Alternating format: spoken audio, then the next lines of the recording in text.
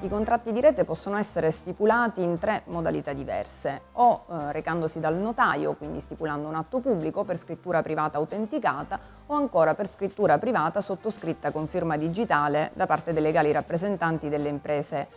che contraggono, appunto, che decidono di fare rete. Quindi se domani un imprenditore decide di fare rete, lo può fare con soltanto un altro imprenditore, non c'è un numero né minimo né massimo, bisogna essere almeno 2 e possono essere anche imprese non solo di comparti merceologici diversi ma anche di forma giuridica diversa. Dovranno recarsi da un professionista che li seguirà nella stesura del contratto di rete ed in particolare del programma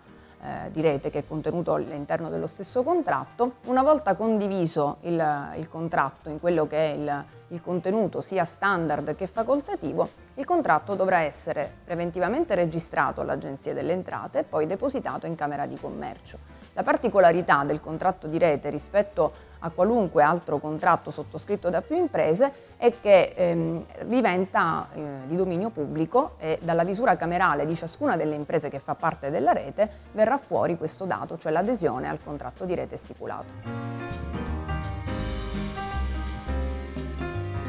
I dati ad oggi segnalano rispetto a 10 anni fa, da quando si è partiti, con delle statistiche che sono costantemente aggiornate da Unioncamere, una crescita costante, quindi un trend positivo costante dei contratti di rete in Italia, chiaramente con alcuni distinguo. Ad oggi sono circa 35.000 le imprese che nel nostro paese hanno deciso di fare rete e quindi quasi 6.000 i contratti di rete stipulati.